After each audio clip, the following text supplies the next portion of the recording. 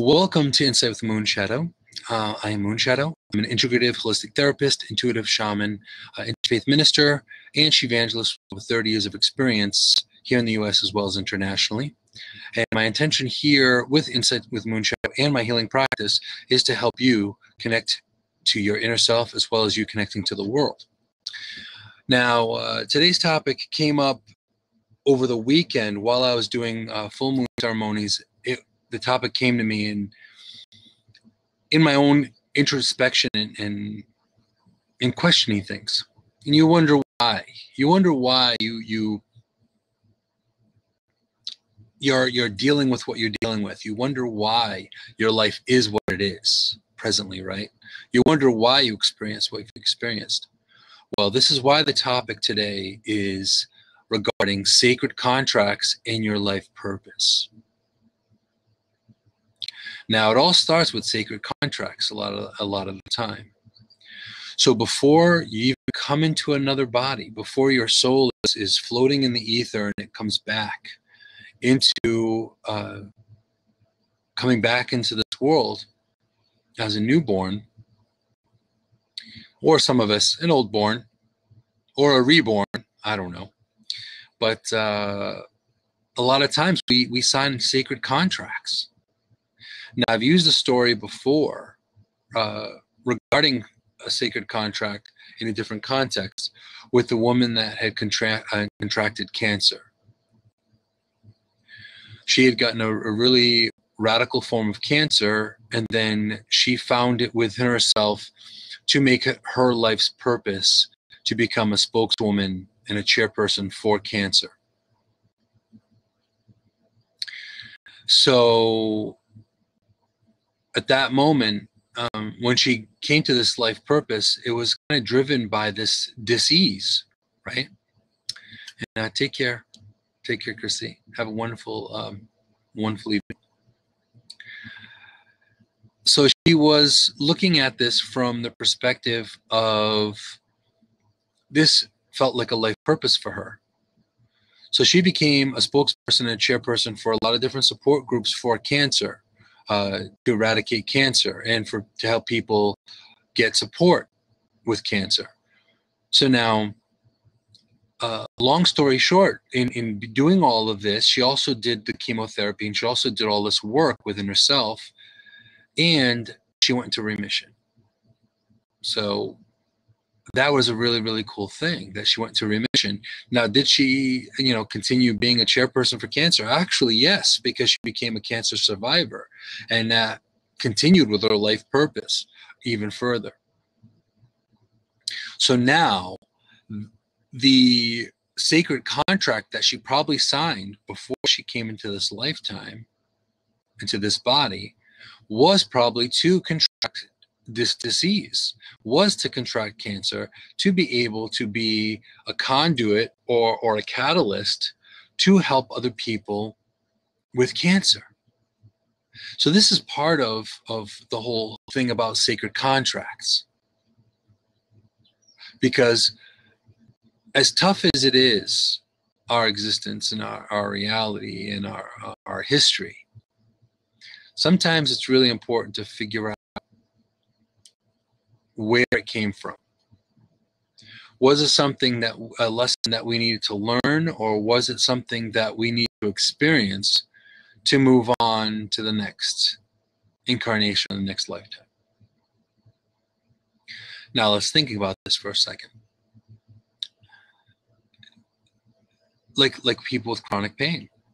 Yes, and that is something to think about as well. And of course, us knowing, I can speak for myself. I know a couple of people that deal with chronic pain and joint pain and migraines and that kind of thing. It's something that you think about. You wonder what is the lesson behind it. What was the sacred contract that I signed prior to coming into this lifetime, in the fact that I had to experience this? Now, of course, going into a past life regression, you're going to be able to learn a lot more about this, about going into the sacred contract. So that would be an interesting journey, I think, for someone, a couple of people that I know,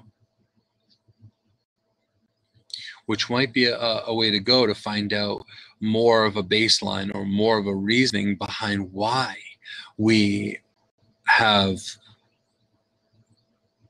experienced what we've experienced to this, to the present time right now. So now thinking about this, so you have life, you have your sacred contract, and then you have your life purpose.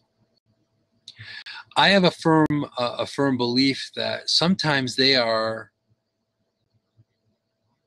interconnected. Because if you think about it, I wouldn't be doing live streaming at this point in time if I didn't connect with certain people and didn't go to and support them in a certain way, and found out about the live streaming, the live streaming platforms that I learned about, and I moved forward from that.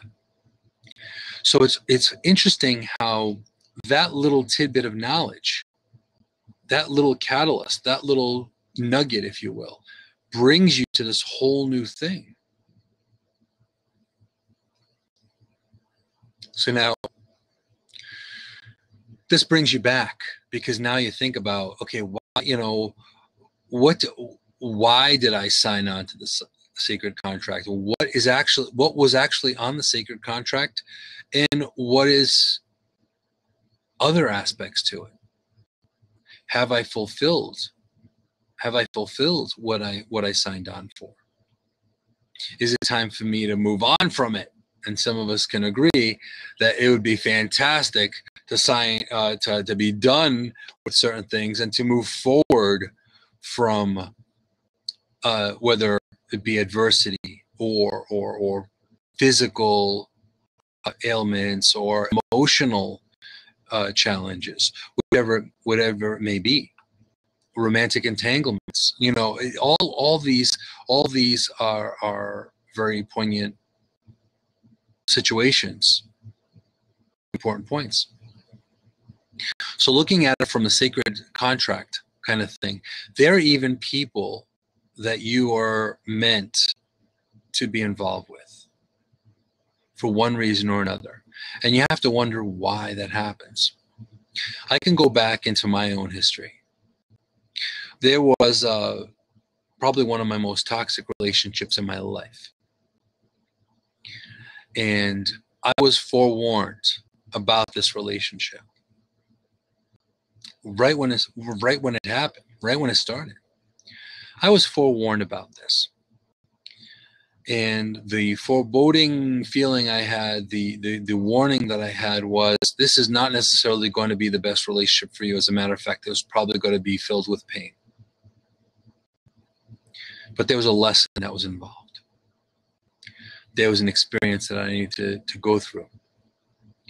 And I can honestly say, through like it or lump it, throughout my experience in my life, I wouldn't be here today talking to all of you if I didn't experience probably a good 98% of that.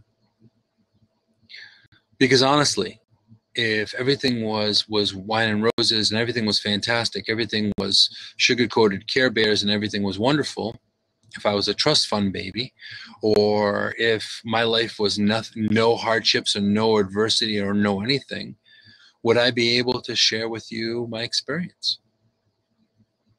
Good question, right? And that's very much it. As you wouldn't have a diamond if you didn't have the diamond in the rough. If you didn't have that coal that was ground down into this beautiful end result. So this is important. And these are things that not all of us think about. And this is one of the major reasons why I brought this topic today, is because through sacred contracts and viewing and looking back at what you could have signed on to karmically, you can move on from it as well. You could be aware and mindful of the actual situation the actual lesson that's there, and then you can move forward from that situation to the newer thing. Not necessarily incarnation, because I also believe that in one body, in one lifetime, you could live and be reborn multiple times. Now, Michael is saying, think in life we learn more from our mistakes than from our successes. And I agree with you. A lot of times people do learn more from the hardships and the adversities than the successes. But see, this is where I challenge all of you, and I challenge most people, is that looking at it from all sides is really important. Looking at it from the perspective of all angles. Looking at it from the sense of, is this mine? Am I supposed to, is this my particular lesson, or is this, is it my life purpose to teach or show another? Now, yeah, that makes things a little more complicated, doesn't it? And I have never, ever said, ever, in any of my shows, in any of my healing work with anyone, that I'm going to propose to make things always easier. Sometimes we get more questions. Sometimes before we get to an answer, we get 3 more questions that have to be figured out before we get to the grand answer, the grand scheme, the grand plan, the divine plan. So looking at it from, what did I sign on, what I signed on to, and what my life purpose is, makes a huge difference. Yes, and as Ariel is saying, the hike to the top from the mountain gets you the best views, and it's true. Hey, Tina. That's Tina, correct? I think it is. Nice to see you in. I'm glad you made it in. So a lot of this is to be thoughtful and mindful of what lesson do I have here? And I can honestly say that as well, with what Ariel is saying about the hike to the top of the mountain gets you the best views, is I have purposely put myself in uncomfortable situations because there were lessons there. The easiest route isn't always the best route. And it's true. Just in my soul searching to a third world country, to South Africa, was quite a big lesson for me. There was beauty, and there was wonderful memories, and there were some not so good ones, because I also went soul searching, and I had to figure things out. I can honestly say everywhere that I went, it was probably to find out more about what is it? What's the story? What's the deal here? What's the lesson? What's the sacred contract? All of it. So now let's focus a little further into looking at your life purpose. There are questions you can ask yourself in what your life purpose is. What makes you happy? What drives you? What moves you? What pushes you? Now, presently, I can say, like with Dawn Marie, her utilizing healing in the form of CBD is one of her passions. It's the way she is part of her life purpose, and also being of support to others. And Dawn Marie, I can honestly say that I have to give a lot of shout outs to, because she's been very, very helpful and supportive in the technical aspect and in me being able to do what I'm doing. So I have to give her a lot of shout outs for that. And like I said, it's a big deal. Without support, your life purpose is a one-man thing or a one-woman thing. But then if you get people that back you up, people that say they believe in you, it's always nicer, right? It adds validity to your life purpose. And this is why we're talking about life purpose as well. I'm sure a lot of you have looked at your life purpose and wondered and questioned, is this my life purpose? Is this what I'm supposed to do? Am I doing what I'm supposed to be doing? Is this truly what I signed on for? And again, this is all within yourself. This is all within introspection and looking at it. As you all know, bear is one of my totems, one of my big totems, and I carry a bear claw around my neck. But also with bear medicine is involving introspection. So that also is part of what your life purpose is. What guides you? What's your support system? What, at the end of the day, what are you really supposed to be doing? Are you supposed to have a degree or not have a degree? Are you supposed to be, a CEO of a big company or not? All of those things really make a difference, and all those things really matter. But the great thing about this is it's not always for other people to answer for you. Sometimes it's just for people to guide you along. Sometimes it's your totem animals or spirit guides or ascended masters or your angels that move you forward. Sometimes it's people that have passed on, that assign themselves or have been assigned to you to help you and guide you and move you along. And of course, that's been topics of other shows that I've had as well, prior shows. But also, too, in your life purpose, you kind of look at yourself and kind of look within and be introspective about what is it? What am I supposed to do when I grow up? And I'm not a big believer in fully growing up, and you know that. If anyone knows me more than 5 minutes, they know that.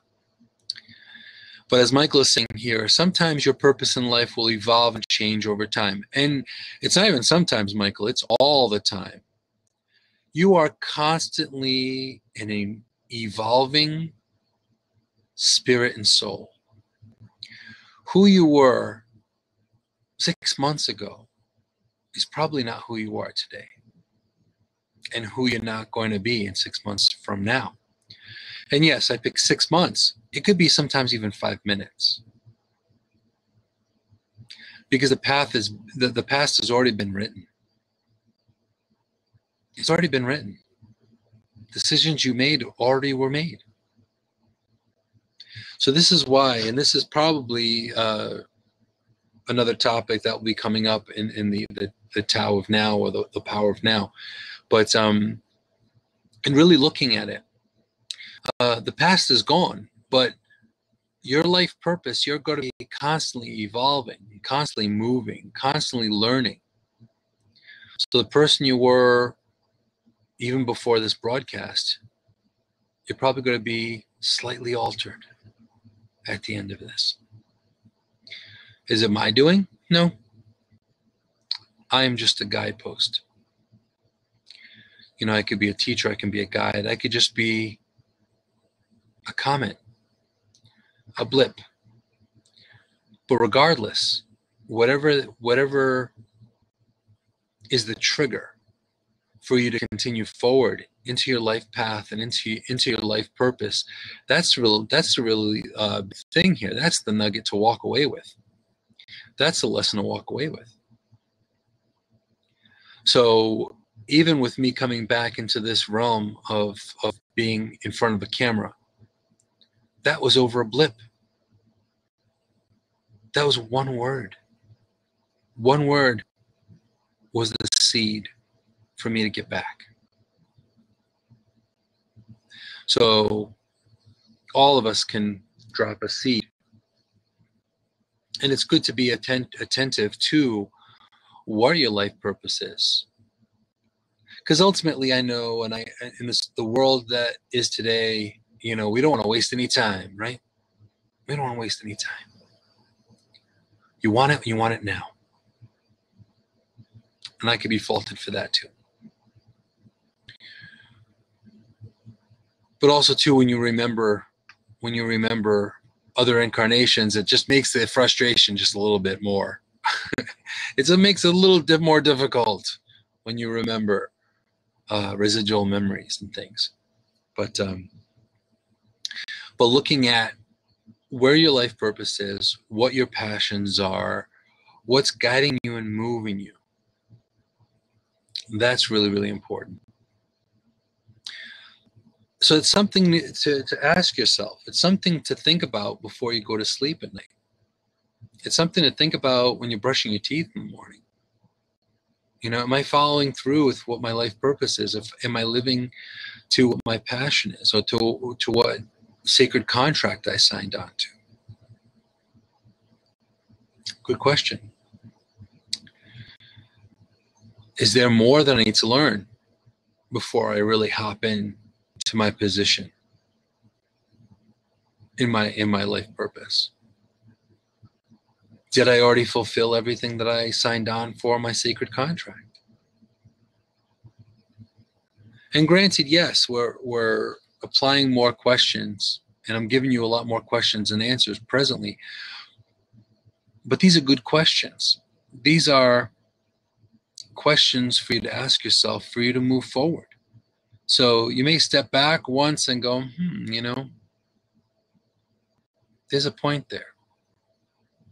But then again, after asking a couple of questions, you may be able to jump or leap forward 3, 4, 5 steps. And you are constantly, and you're right, Tina, we are constantly learning every moment. It's constant. And the minute you think that you are already done, that you've already learned everything you need to learn, I hate to break it to you, you're never done learning fully. Even after we pass into the last incarnation and we become guides ourselves, we learn. It's like a postdoctorate, you know, it's like a doctorate degree metaphysically. You move into other forms of learning. So learning is inevitable. Whether or not you choose it, well, that's a different story. That's a whole different other situation. Yes, and I agree. I agree with you, Tina. A lot of times teens think they know everything. They think they know it all. And they're pretty young souls, too. Not all of them are old souls. And there are some that are old souls. I've actually met young children in the single digits that were very old souls. And the things that come out of their mouths, you're like, wow, where did you get that? You know? But a lot of times, and that, you know, I will have to say, that's when ego. Yes. Did someone say teens? Yes. A lot of times when ego comes in, it kind of taints us a little bit and jades us a little bit to make us think that we've learned it all. You may know a lot, but do you know everything? No, you don't know everything. I don't know everything. I know a lot of some things, but I don't know everything. And that's also part of it. So now, like with teens, and some of you have your children that I'm sure challenge you and make you think and make you wonder, that a lot of times you just shake your head. You just, you know, I've run into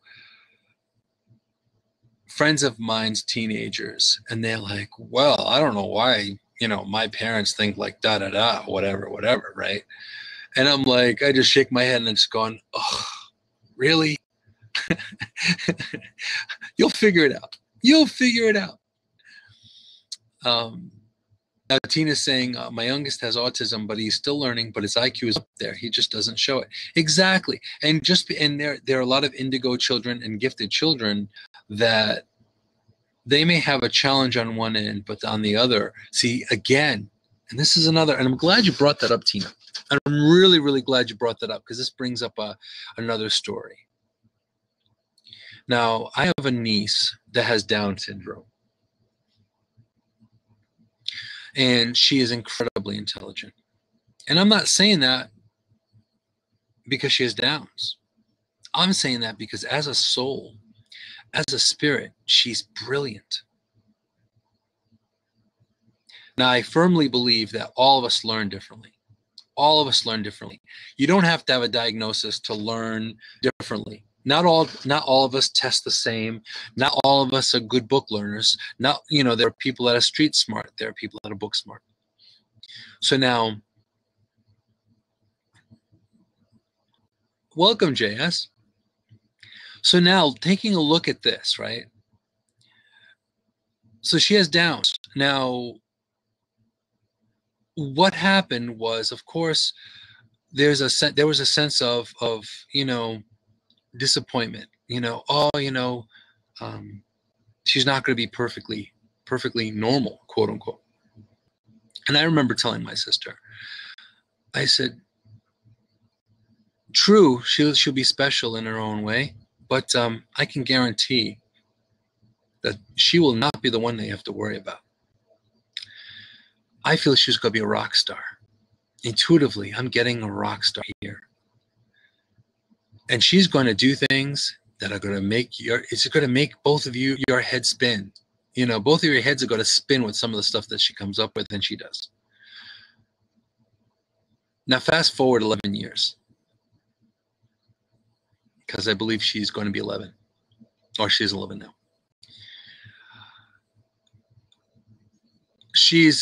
Take care, JS. Great seeing you here.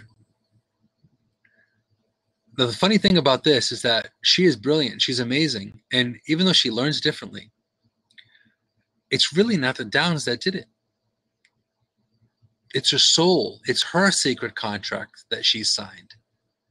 I believe her life purpose here in this incarnation was to make people rethink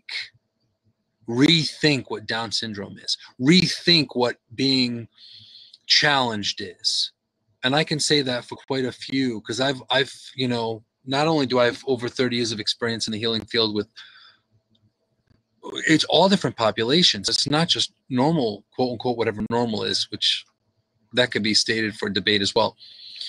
But all types of people, whether they're physically handicapped, emotionally handicapped, or challenged, because handicapped is not a word that I like using, but challenged. They signed a sacred contract that was going to be a little more difficult, a little more challenging than the next. So that being it, in fact, I remember seeing, in regards of Down syndrome, there was, going back quite some time ago, there was on Facebook a model, and he looked a lot like, what's his face from Twilight, Taylor Lautner, right? He looked very similar to Taylor Lautner, but with Downs. And this kid was like model. He's a model. There are performers and singers and people that are amazing. And again, why am I bringing up this example? Their sacred contract was not to come in as completely normal, as completely vanilla. They came in signing on to a hardship or an adversity for them to change and alter people's views. Their life purpose is a whole different adventure compared. Now, fast forward with my niece. She's amazing. She can drive you crazy, but what kid can't? But she's amazing. And you can't help but look and go, where did they get that? What made them think this way? What brought them to this mindset? So what is ultimately your purpose? What secret contract did you sign? What is it that is itching away at your brain and at your heart and at your soul that's making you move towards a direction? Are you ignoring it? That's another question. And if you are ignoring this itch for the sake of, well, my parents wanted me to get a business degree. Screw that. Seriously. Because if you go for something that you're not passionate about, what's going to happen? Then maybe you're going by their sacred contract, not yours, by someone else's life purpose, not yours. You might be missing out on the opportunity for you to soar and get further along. So these are all things to think about. These are all things to look at. You know, like if you look at a lot of what we're doing now, you know, I myself, as opposed to you in the room, all of you in the room. Can you honestly say that you're fulfilling your life purpose? Can you say that you're doing exactly what you're supposed to be doing? Are you doing things the hard way? Are you focusing on what you need to be doing? Now, Michael is saying here, my two uncles were mentally challenged, mental retardation, because of my grandmother had German measles and rubella when she was pregnant with them. Now, even, and I can honestly say this wholeheartedly, even working with the profound, they had talents and gifts. And here's another, you know, I've got a ton of stories, and I apologize if any of you get bored with my stories. I hope there are lessons in them when I share them. But when I was working for a lot of profound, at the time they used MR instead of developmentally disabled. Now they use DD, developmentally disabled, as opposed to MR, because to say mental retardation is to say that someone is stupid. And for the sake of not getting emotional, I don't believe anyone is truly stupid. I think that's a limitation and a label that no one should ever be stamped with. But I got into serious trouble one day, and it turned out to be part of my life purpose as well. During lunchtime, I decided, instead of popping over at home, because I was working a day program at the time, I decided to run home and grab every possible either musical instrument, something that made noise, anything that made ruckus, any kind of percussion, anything. And I brought it back to work.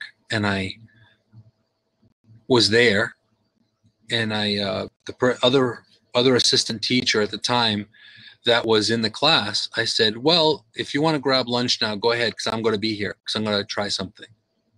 And no, I didn't ask management. No, I didn't ask the teacher that had a degree, quote unquote.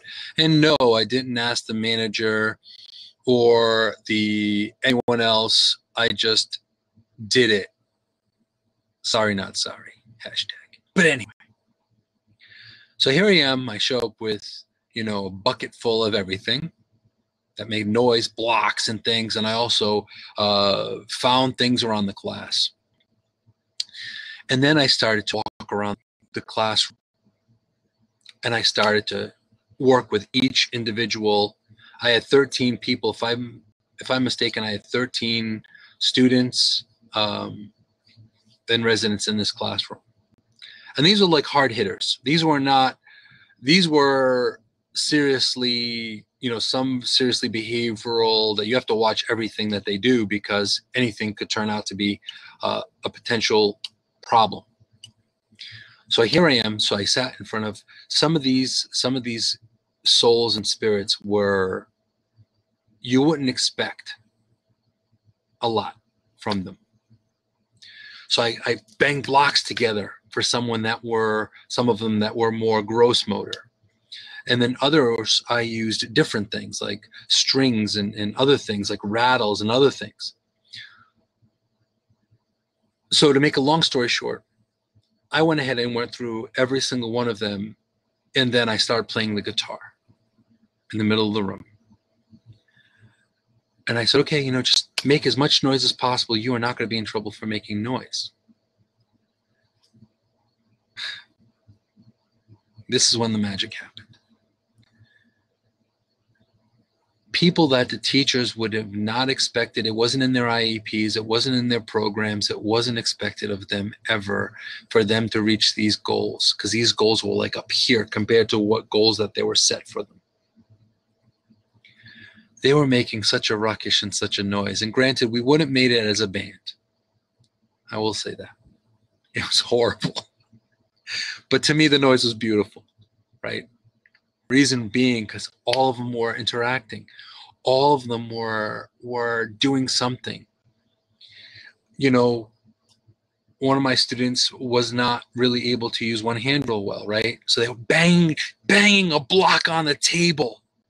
But I will tell you, you know, it was 90%, about 90% was relatively in rhythm.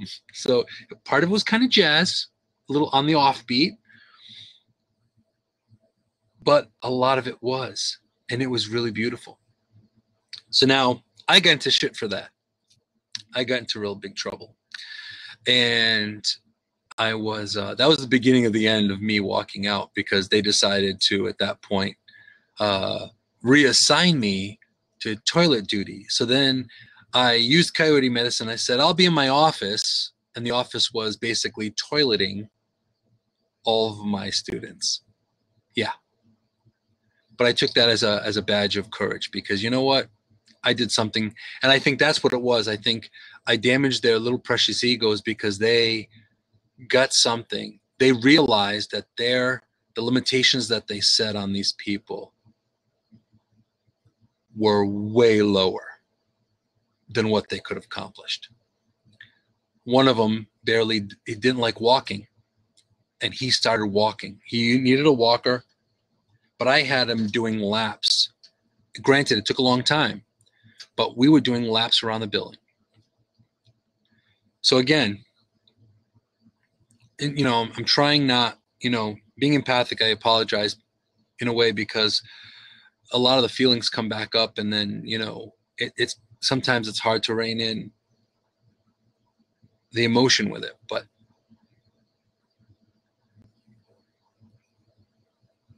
that was one of the things I signed on the sacred contract. That's one of the things that made me the life. That was my life purpose, was to speak for the people that couldn't speak for themselves. Help people do what they couldn't do, what they thought they couldn't do. Give them alternatives, give them possibilities. So this is what turned out to be my life purpose, in helping other people that people kind of swept off. And you don't have to be developmentally delayed for that. You could have your own self-limitations. You could have your own self-afflicted blocks and that kind of thing.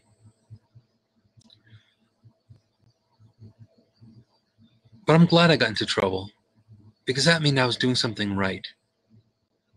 I was shaking it up. And from that point forward, it wasn't the same. So I was glad to be a catalyst in that. There was only one person in that whole time that said, good for you. Only one person showed support. They didn't show it verbally. They didn't tell me aloud. It was kind of like, good for you. But hey, that was part of their thing. They didn't want to get fired or anything like that. Now, and thank you for the love and support. I really appreciate that. And Michael is saying, my uncles lived in a group home. The staff was great, having them do and make them normal things, dances and sports. And that's true. There are people, you know, like Special Olympics, that are just amazing. And granted, again, this all goes back to the same topic of the show, of sacred contracts and your life purpose. Because just because you're limited in one way, shape, or form doesn't mean that you're unlimited in another. It doesn't mean that your life purpose isn't something else.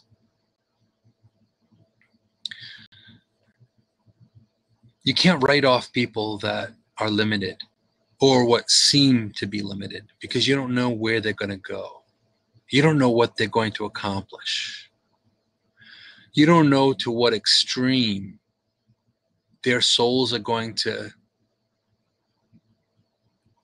climb to prove you wrong.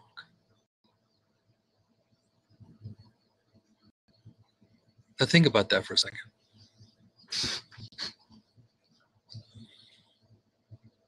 These people can teach us a lot. They can teach us persistence in focusing on their life purpose. So ultimately, this is the thing. It really doesn't matter if you're a genius or not a genius. You know, are you fulfilling your own sacred contract? Are you fulfilling your life purpose? Some of the greatest people in society didn't even have a college education.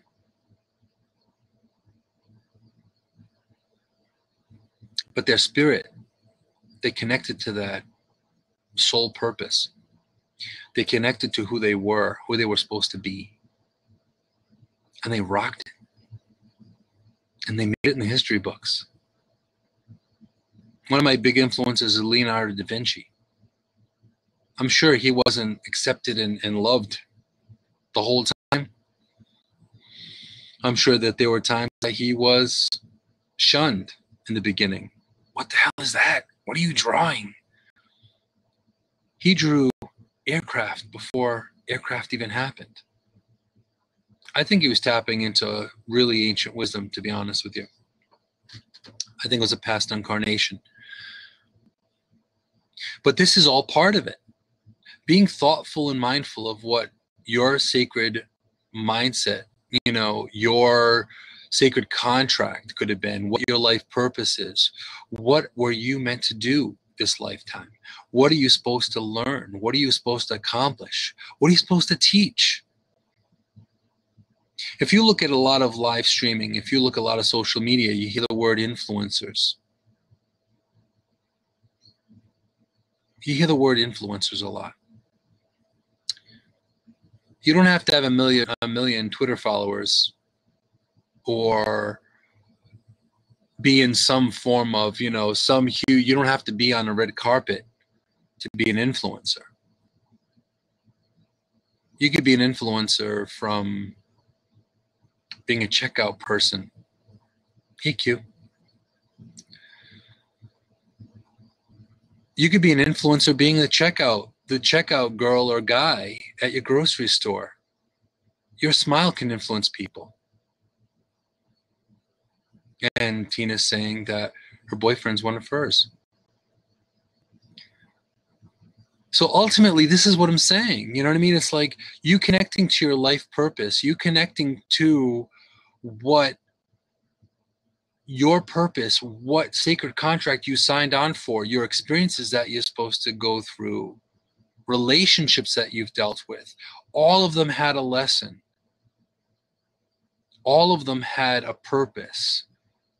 We may not like the purpose, but there was a purpose, there's a reason, there was a lesson, there was something there that we needed to connect with. Something that needed to maybe click or check another box to say, hey, this is the next step of my evolvement of where I'm supposed to be. And I can say, honestly, from my perspective, it hasn't been easy. It has not been easy. Many incarnations hasn't been easy. But you know what? I can't regret where I've been and who I've been and who I am today. It's going to be really hard for me to do that because I wouldn't be who I am right now in front of all of you right now.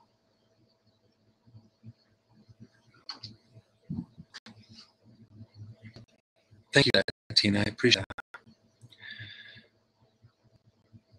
I guess it's part of my life purpose to help.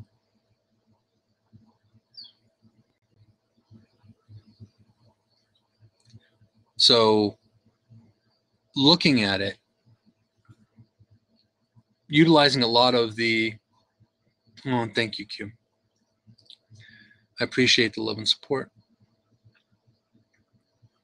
And it makes a difference, you know,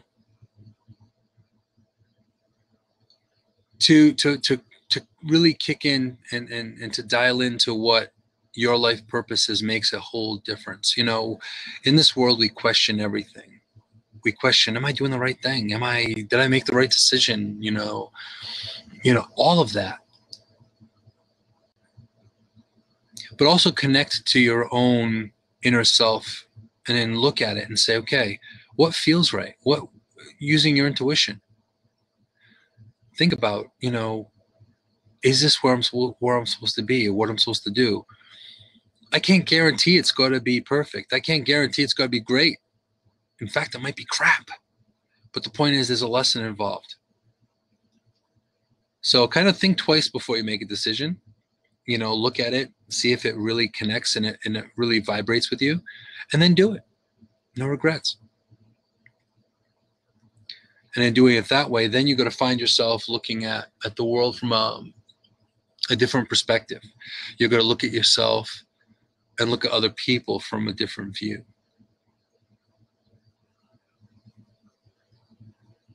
And when you do that, you'll find life is not as hard, not as difficult. It changes. And Michael is saying here, you may never know the people you influence through your life and human interactions you have. You have work, school, and even social media. And it's true. And it's true. And that brings about, when you do dial into your life purpose, when you do figure out what your sacred contract was or is, own it. There are a lot of people that say they're role models and they'll own it. They think they can have, they think their life purpose is to shine brightly until they make a mistake. But that's when they haven't fully learned their purpose. They haven't fully learned everything that they need to learn, right? So think about that.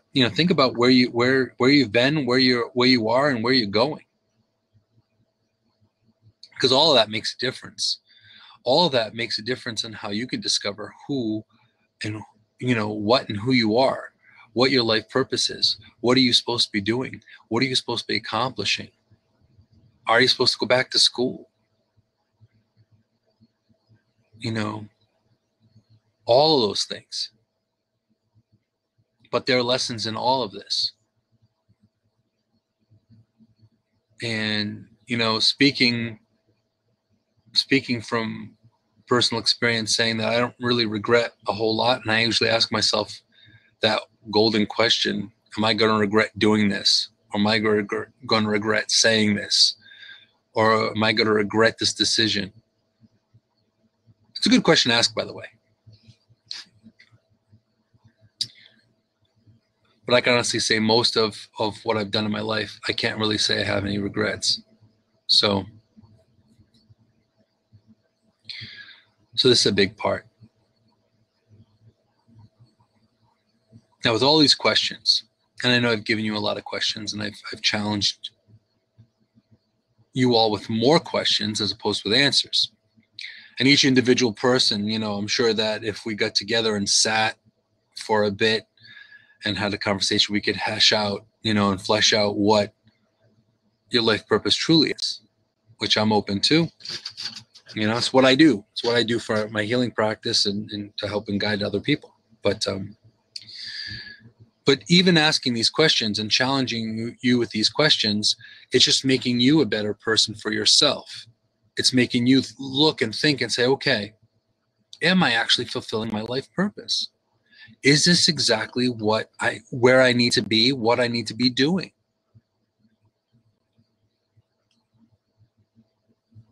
Oh, okay. Well, Travis is saying, I wasn't aware that I was capable of signing anything. Well, not so much with pen and paper. However, going back, just to recap, there are sacred contracts and that's all within your belief system. If this is not within your belief system, I have uber respect for what you believe and what you think. So I believe there are sacred contracts. myself. But it depends on your own thoughts and your decisions, what you think. Some of us don't believe in further incarnations. Some of us don't believe in reincarnation. Certain people don't believe in old souls and young souls. If you're 5, you're 5. So it all depends. Could I be wrong? Exactly. Well, all of us have our existence. So yes. And I thank you for those questions. And welcome, Cindy. So looking at it from that perspective, and I really appreciate all questions, because that also makes me take a look at, because this is all a lot of experience. Your experience may be different than mine, maybe different than Michael's, maybe different from Cindy's, or different from from Q's or Marissa's or Ariel's. Can I boil down the message without using words like sacred? Good question. Okay. I'll hit you with the scientific. How's that? When your bioelectric energy, prior to it becoming a physical body, there's a plan. There's a purpose that's instilled, a program. Similar to DNA. That's right. So some of us aren't always familiar, or some of us don't always know it. And so I appreciate you asking me that question. And if you have any other questions, feel free to reach out. So, but this is all, you still don't follow. Well, I apologize, Travis. I know that this may be a little different. I'm not even going to say above or anything like that. It's not even. It's all of our thought patterns and how we think, and our own personal experiences may be different from one another. And this is not something, a sacred, this topic is not something for, it's not a basic thought right away, It's a pretty heavy duty spiritual thought, honestly. So it all depends on how you feel spiritually and what your take on spirituality is. So that makes a big difference as well, So absolutely no disrespect on where you're not really sure about what spirit. Oh, okay. That makes all the sense in the world, Travis. So I can understand that, and I can appreciate that. But you're here, so you may learn something new, or you may check out something else. You may want to check out more or research more into your own spirituality and what spirituality means, So that's cool. So ultimately, and we're going to summarize it, and that's good. I'm glad you've done a fair amount on your own, and that's really, really important, because all of us have our own path. You learn most by asking others. And asking questions is a great way of doing it, because you learn, right? Absolutely. True. Now, in summarizing the show, yes, not everyone believes that you were born previously to this lifetime. Not everyone believes that the soul moves forward. Not everyone believes that you have connection to ancient wisdom. And that's understandable. And that's absolutely understandable. Not everyone believes in that. And that's okay. I can tell you from my experience in my life that from working with the people I've worked with in my own personal journey, that there are things that I knew at a very young age that I wouldn't have known. I didn't learn from my parents. I didn't learn from hearing it. It just was in there. And yeah, there will be a gathering afterwards, Travis, and you're absolutely welcome to hang out. So, and if you have any other questions, there are a lot of people. A lot of the people in the room are actually very, very cool, and they have different levels of development, different viewpoints, and the after show. I learn a lot from everyone. So not only am I guiding and teaching, I learn a lot from you guys as well. Oh, you're a developer. There you go. And you could be, and this is the great thing about it, is there's logic, and then there's the concrete and the abstract, right? So that makes absolute sense. And but even a program started off with a thought pattern, right? Even a program was thought of, ooh, you know what? It'd be really great to write code for such and such. So go figure. So it all starts from the abstract, if you think about it. But so looking at this, before you come into this body, before you come into this lifetime, you may have dealt with a lot of other lifetimes. You could be a young soul. You can be an old soul. Okay, and there is a form of spiritual contract that you signed on to, a purpose, a reason why you came in to do a certain thing. So like with you, Travis, it could very much be that you came in to do contract. No, it was through your consent. You just your consciousness didn't realize it. So consciously, you may have not known consciously. Right. So we're gonna definitely have a good conversation in the after show. I have a feeling.